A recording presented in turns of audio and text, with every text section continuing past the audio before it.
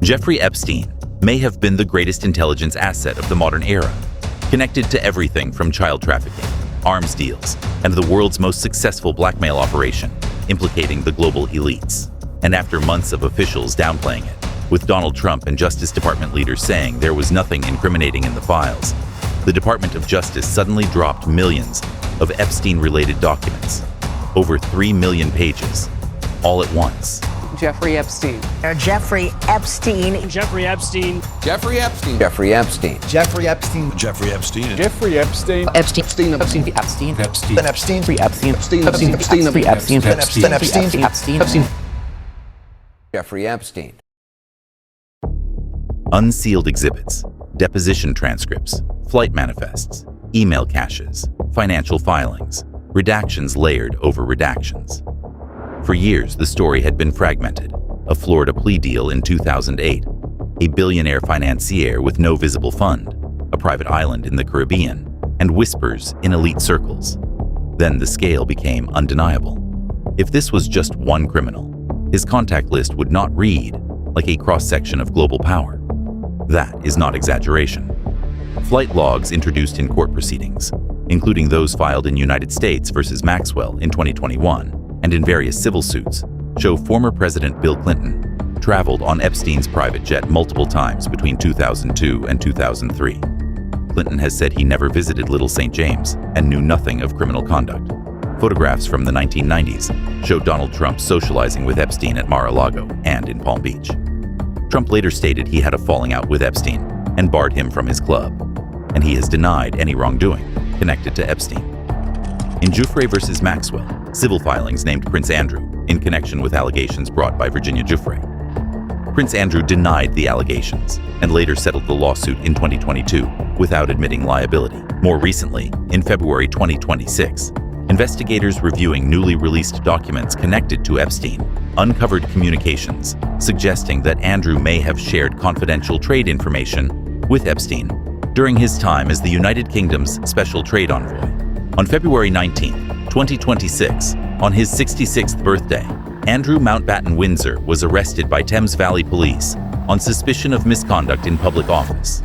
It was the first time in modern history that a senior member of the British royal family had been taken into police custody. Police searched properties linked to Andrew in Norfolk and Windsor, while he was questioned for nearly 11 hours. He was later released under investigation, while the inquiry continued. Prince Andrew continues to deny any wrongdoing related to Epstein. Leslie Wexner, founder of L Brands, acknowledged granting Epstein sweeping power of attorney over significant financial matters in the early 1990s. He later publicly stated that Epstein had misappropriated funds and that he severed ties. Alan Dershowitz was named in civil litigation related to Epstein. He has repeatedly denied the allegations and filed defamation suits in response. Israeli media published photographs of former Prime Minister Ehud Barak entering Epstein's Manhattan residence in 2016. Barak acknowledged meeting Epstein for business and denied knowledge of criminal conduct. Bill Gates confirmed meeting Epstein several times after Epstein's 2008 conviction, later stating those meetings were a mistake and expressing regret. Larry Summers, former U.S. Treasury Secretary and former Harvard president, acknowledged contact and denied wrongdoing. Jean-Luc Brunel, a modeling agent linked to Epstein's social network, was charged in France in connection with trafficking investigations and died in custody in 2022 while awaiting trial. These names are documented in filings, flight logs, depositions, and photographs. And here is the necessary distinction. Appearing in a log does not equal committing a crime. Being photographed at a party does not equal participation in abuse. But the density of power in Epstein's orbit is statistically abnormal. Presidents, royalty, cabinet officials, billionaires, Nobel laureates, university presidents, hedge fund founders. That level of integration into elite society does not occur randomly. So who was Jeffrey Epstein? Not the headline version, the structural anomaly. Because before the island, before the indictment, before the jail cell, there was a trajectory. Epstein did not begin as a billionaire financier. He began as a teacher at the Dalton School in Manhattan in the early 1970s, an elite private school attended by children of wealthy and politically connected families. He did not hold a completed college degree, yet he secured employment in an environment saturated with influence. From Dalton, he transitioned into finance. In 1976, Epstein joined Bear Stearns. The firm, known for aggressive trading strategies, was deeply embedded in high-risk financial markets. Epstein reportedly worked in options trading and later specialized in advising wealthy clients. By 1981, he had left Bear Stearns. The circumstances remain murky. Bear Stearns has not publicly provided detailed documentation regarding his departure. There were no criminal charges filed in relation to his exit. Shortly thereafter, Epstein founded J. Epstein & Company, which he described as a financial advisory firm catering exclusively to clients with net worth exceeding $1 billion. That claim alone requires scrutiny. In the 1980s, there were fewer than 200 billionaires globally. A firm servicing only that demographic would be operating at the most exclusive level of wealth. There is no publicly available comprehensive client list, but one confirmed client altered Epstein's trajectory permanently: Leslie Wexner. In 1991, Wexner granted Epstein power of attorney. That legal authority allowed Epstein to sign tax returns, manage financial accounts, move assets, purchase property, and execute transactions on Wexner's behalf. In 1998, Epstein acquired Wexner's Manhattan townhouse, a 21,000 square foot property at 9 East 71st Street, for $20 million. Later estimates valued the property significantly higher. Years later, Wexner publicly stated that Epstein had misappropriated large sums of money and that he had severed ties. But the key question remains: how did Epstein obtain that level of institutional trust? Power of attorney is not symbolic. It is operational control. Through Wexner, Epstein entered philanthropic circles, political donor networks, and elite social spaces in both New York and Palm Beach. By the late 1990s, Epstein owned the Manhattan townhouse, a Palm Beach estate, a 7,000-acre ranch in New Mexico, a Paris apartment near the Arc de Triomphe, Little St. James in the U.S. Virgin Islands. He later acquired the adjacent Great St. James Island. In the Virgin Islands, Epstein established Southern Trust Company and Financial Trust Company. He secured tax benefits under the Virgin Islands Economic Development Commission program, a system designed to attract legitimate businesses with significant tax reductions. In Government of the U.S. Virgin Islands versus Epstein Estate in 2020, the territory alleged that Epstein's companies misused the EDC program and that trafficking activity occurred within the jurisdiction, while tax benefits were being claimed. The estate later reached a settlement with the Virgin Islands government. That filing matters, because it places alleged criminal conduct inside a structure benefiting from government-backed tax incentives. Now return to the island. Little St. James was purchased in 1998. Private dock, airstrip access via nearby St. Thomas, gated perimeter, controlled staff. The year was 2008. In the Southern District of Florida, Epstein faced federal charges following a Palm Beach Police Department investigation. He entered into a non-prosecution agreement. The agreement granted immunity to Epstein and any potential co-conspirators.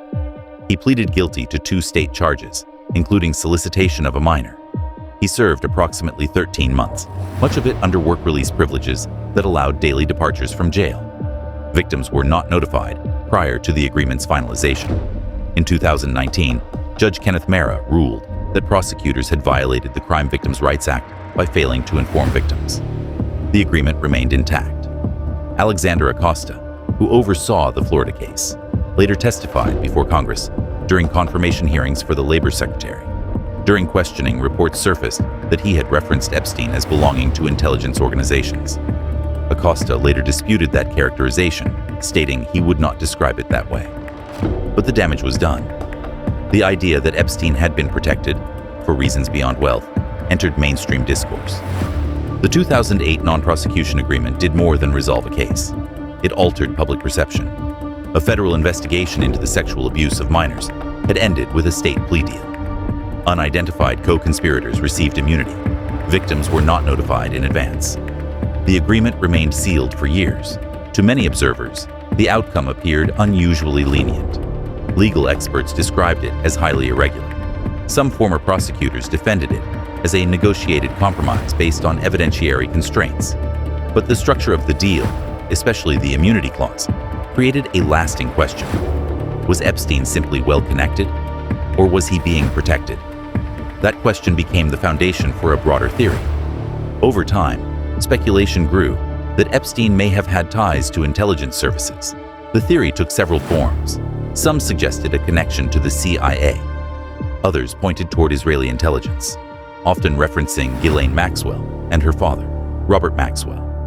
Robert Maxwell, a British media tycoon, was widely reported after his death to have had connections to Israeli intelligence services. Former Israeli officials publicly acknowledged that he had assisted Israel, though the exact nature of that assistance was never fully disclosed in official declassified records. His death in 1991, falling from his yacht under controversial circumstances, only added to the mystique surrounding his alleged intelligence ties. Ghislaine Maxwell, his daughter, later became Epstein's closest associate. She was convicted in 2021 in federal court for recruiting and grooming underage girls for Epstein. Because of Robert Maxwell's reported connections, some commentators speculate that Ghislaine may have maintained or inherited intelligence-linked relationships. Epstein maintained documented relationships with former Israeli Prime Minister Ehud Barak. Photographs showed Barak entering Epstein's Manhattan residence. Barak stated the meetings were for business and denied knowledge of criminal activity. To some observers, the convergence of Robert Maxwell's reported intelligence assistance, Ghislaine Maxwell's central role in Epstein's network, Epstein's ties to high-level Israeli officials, and the unusually protective 2008 plea agreement creates a narrative that suggests something beyond coincidence. Historically, intelligence agencies have used private intermediaries, financiers, and social connectors to cultivate relationships and gather information. That precedent shapes how some interpret Epstein's unusually broad access. In Epstein's case, there is no verified evidence confirming operational ties to Mossad, the CIA, or any other agency, but the pattern is impossible to ignore. And as long as the origin of his wealth remains opaque, and the extent of his protection feels disproportionate to his public resume, it is impossible to disprove. In the 2019 indictment filed by the Southern District of New York, prosecutors alleged that Epstein trafficked underage girls between 2002 and 2005 and described a pattern in which minors were recruited, paid, and in some cases instructed to recruit additional minors. The alleged abuse occurred at multiple residences, Manhattan and Palm Beach explicitly named. Investigative reporting tied island travel to the broader social network, though not every visitor on Epstein's plane visited the island. The island became symbolic, not because of myth, because of isolation, because of control, because of what federal prosecutors alleged occurred across his properties. Young girls transported, money exchanged, abuse disguised as massage appointments, recruitment pipelines, and the phrase that would echo for years, unnamed co-conspirators. It became shorthand for secrecy and a global child abuse ring. Drone footage later showed unusual structures on the island, including a blue and white temple-like building that fueled speculation about satanic practices related to the abuse. And the island, isolated, gated, privately controlled, became the physical representation of everything people suspected, a setting for child exploitation for the most powerful individuals in the world. Now step back. A man with no transparent public wealth trail owns a private island, hosts presidents, royalty, financiers, scientists, funds academic research at Harvard and MIT, moves between Palm Beach and Manhattan elite circles, and according to federal prosecutors, runs a trafficking operation from multiple properties. That combination is not normal. And that's the anomaly, because wealthy criminals exist, powerful criminals exist, but criminals who operate for decades at the highest levels of society, while expanding their social network, are rare. Was Epstein a financial genius hiding his strategy, or was his value something other than money? The island is where the mythology exploded. But the real mystery may not be what happened there. It may be how he acquired it in the first place. And that question still doesn't have a clean answer. If you want to understand Jeffrey Epstein, you don't start with the island. You start with the source of power. If that is unclear, people begin to ask whether the money was the product. So when people talk about the island, they aren't talking about a luxury retreat. They're referring to a location tied, through indictments and testimony, to a trafficking network involving minors. Multiple reports over the years have described Epstein's properties as heavily secured. Visitors spoke about cameras. Former employees described surveillance systems. In some court proceedings and investigative reports, it was noted that recording equipment was allegedly present in certain residences. Security cameras in a billionaire's home are not unusual. High net worth individuals protect themselves, but the scale and the context is what keeps this question alive. You have a man hosting politicians, royalty, billionaires, scientists at the same properties, later tied to federal trafficking charges. And that's where the leverage theory begins. This email, recently released by the Department of Justice, shows an internal conversation between an employee, whose name has been redacted, and Jeffrey Epstein, regarding the installation of hidden motion detecting cameras in one of his properties. If powerful individuals are in private spaces, if those spaces are monitored, if the host is charged with hosting child abuse parties, people start asking whether recordings of these acts exist, whether anything was archived, whether leverage was collected. You don't need thousands of tapes. You need one. There have been many recordings released to date from inside several of Jeffrey Epstein's properties, although none have shown any implicating evidence. One compromising image is required, one recording, one moment, and suddenly access becomes influence. Was Epstein gathering leverage? When you combine opaque finances, elite access, properties wired with cameras, and a criminal indictment involving minors, one can think this was something more than what we have been told. Because if Epstein wasn't just trafficking, if he was collecting insurance, then the story isn't about one criminal. It's about leverage at the highest level. And that possibility changes everything. Epstein was arrested again at Teterboro Airport on July 6, 2019. According to the indictment, Epstein allegedly recruited and abused underage girls at his residences in Manhattan and Palm Beach. According to federal prosecutors, this conduct took place between 2002 and 2005. Prosecutors described a pattern in which minors were paid to engage in sexual acts and, in some cases, encouraged to recruit additional victims. Several emails between Epstein and clients have mentions of pizza, grape soda, and many other code words. We do not have the definitive meaning of them, but in the grand context of the sexual abuse and organized parties, we can assume that it relates to the abuse in many ways. Federal agents executed a search warrant at his Manhattan residence. According to court filings, they recovered hard drives, compact discs, photographs, documents. The government described finding images of nude underage girls and massive amounts of evidence of sexual abuse of minors. The case had moved from Florida to the Southern District of New York. It was no longer a state plea. It was a federal prosecution. Public reaction was immediate. 66-year-old Jeffrey Epstein was arrested Saturday in New Jersey after returning from Paris on his private jet. Many viewed the arrest as a correction of the 2008 non-prosecution agreement. Victims' advocates called it long overdue. Media coverage intensified.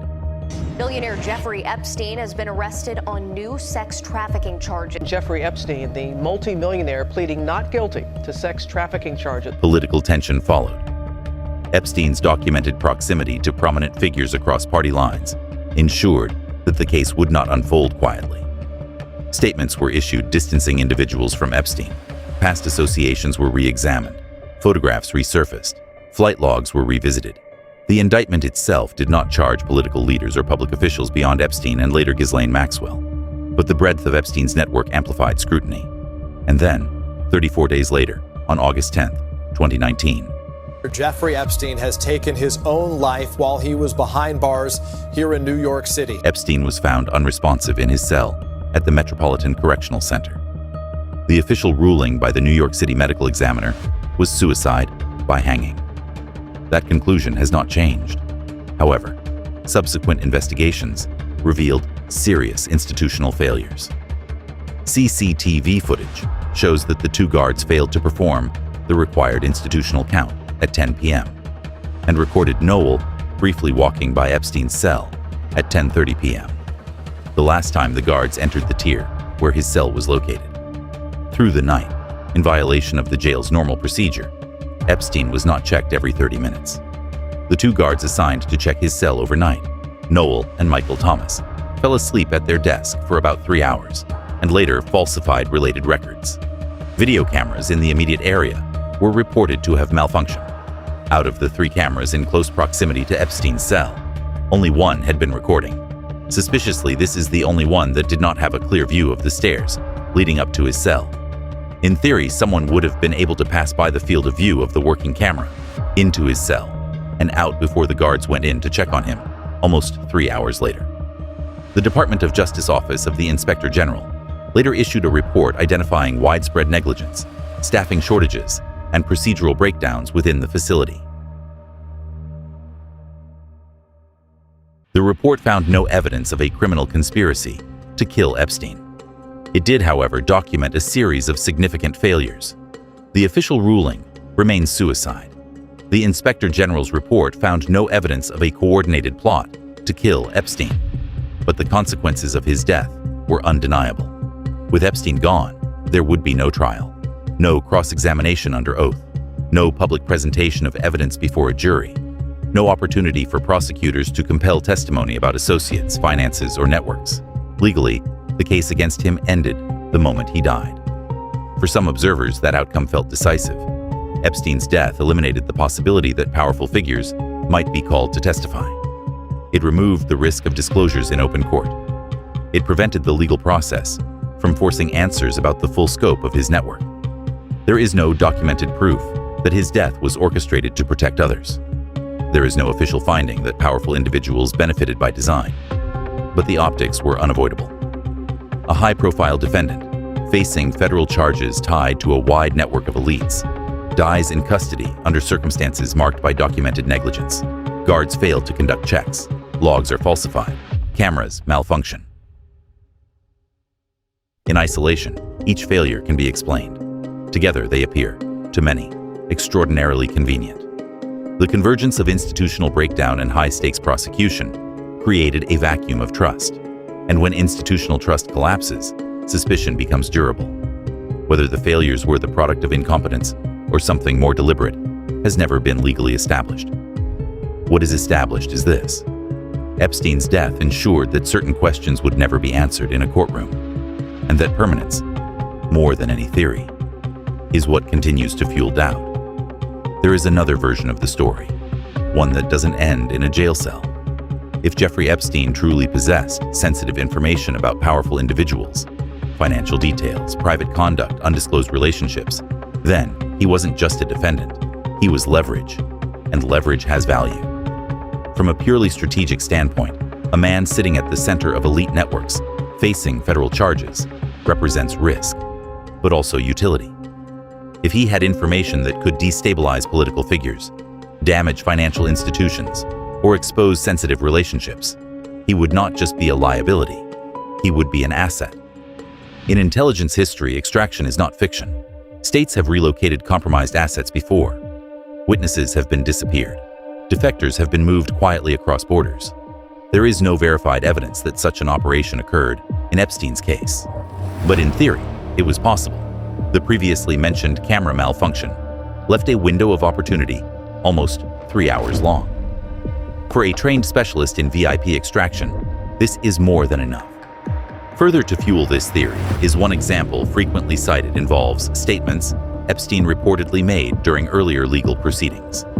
In certain past communications and interviews referenced in media reporting, Epstein suggested he had undergone surgery related to his prostate. We can see an internal conversation between Jeffrey Epstein and a person called Richard. During a lengthy conversation about medical procedures, among other things, Richard asks if Epstein can have high testosterone, although not having a prostate, to which he confirms it. However, the official autopsy conducted by the New York City office of the Chief Medical Examiner in August 2019 described Epstein as having an enlarged prostate at the time of death. Medical professionals, however, note that terminology in medical records can vary depending on the type of procedure referenced, and public records do not provide a full surgical history that would allow definitive conclusions from that detail alone. Another point raised concerns a press release timeline. Examining archived Department of Justice web pages have pointed out that a press document related to the case appears to contain a date of August 9, 2019. One day before Epstein's death was publicly reported on August 10th. Press releases are typically dated on the day they are finalized for publication, leading to speculation that the document may have been prepared earlier than expected. Although the timestamp may be a mistake, it is extremely difficult to find a logical explanation for this press statement to have been made the exact day before the alleged suicide had happened. These things put together make this theory plausible. But this remains a theory. No confirmed biometric discrepancies in the body have been found. No financial records showing post-death activity. No official findings contradicting the medical examiner's ruling. But the theory rests on motive. If Epstein had proven useful in cultivating elite relationships, if he had demonstrated an ability to move inside powerful circles undetected, if he possessed information that could destabilize governments or institutions, then allowing him to testify in open court would carry enormous risk. Silencing him removes testimony. Extracting him preserves information. From a cold strategic perspective, one option ends the threat. The other preserves the asset. There is no public evidence confirming that Epstein was extracted. There is no declassified document naming him as an operative for any intelligence service.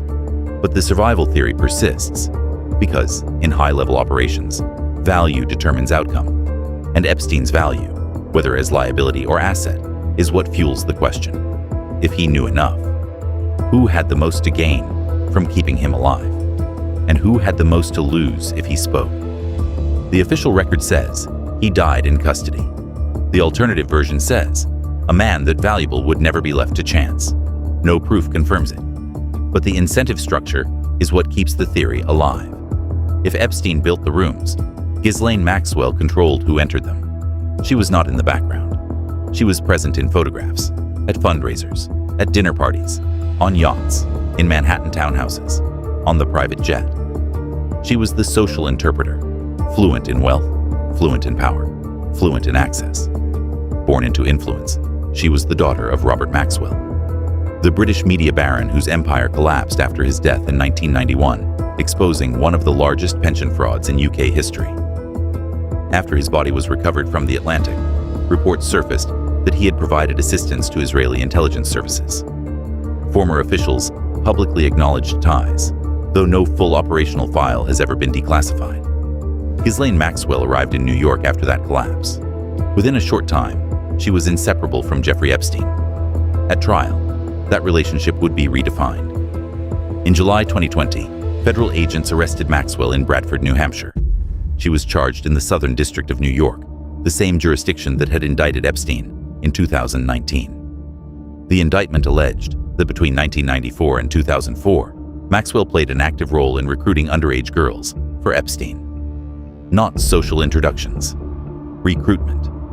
The charges were specific: conspiracy to entice minors, transportation of minors, sex trafficking conspiracy, and perjury related to sworn deposition testimony. During the 2021 trial, prosecutors presented 4 primary witnesses whose testimony spanned decades.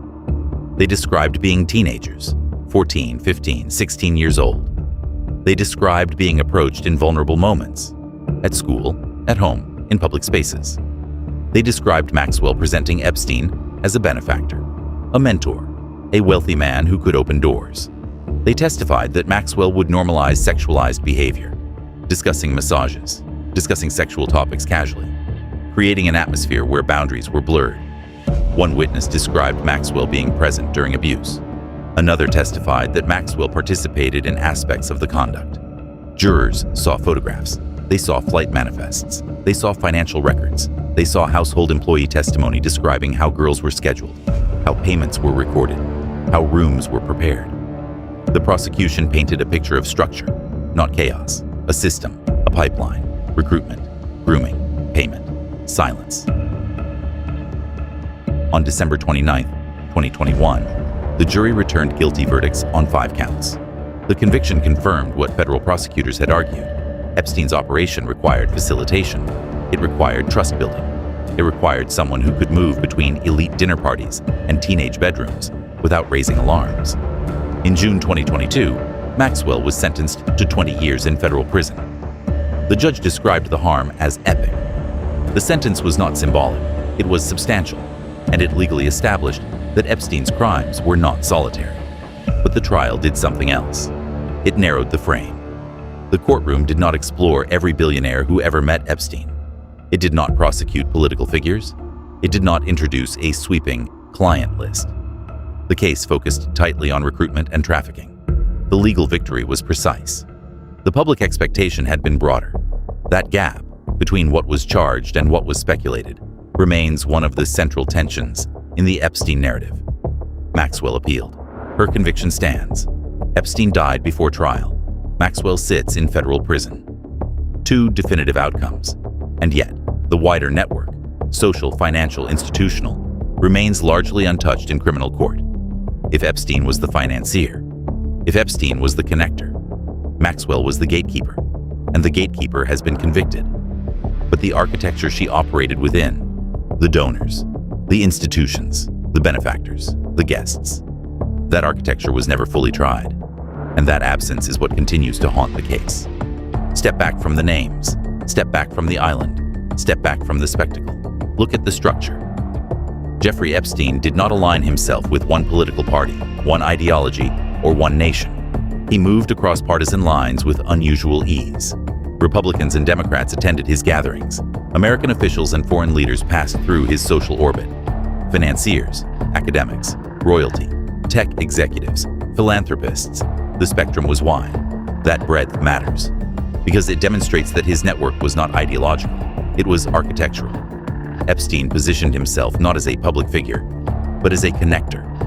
He funded research at Harvard and supported initiatives tied to MIT's Media Lab. He cultivated relationships with Nobel laureates and theoretical physicists.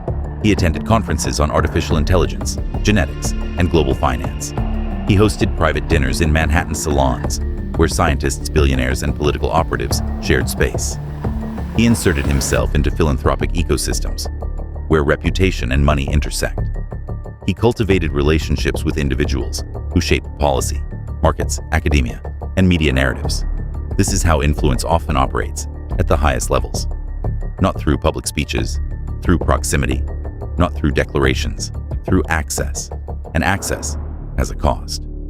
Because once Epstein had access, he had something more valuable than money. He had rooms where powerful people expected privacy. And the story that follows is about what happens when privacy becomes a weapon. And what happens when the one man at the center of it all dies before he can be questioned in court. That's why this case never closes. Not because there aren't facts, but because the most important answers never made it to trial.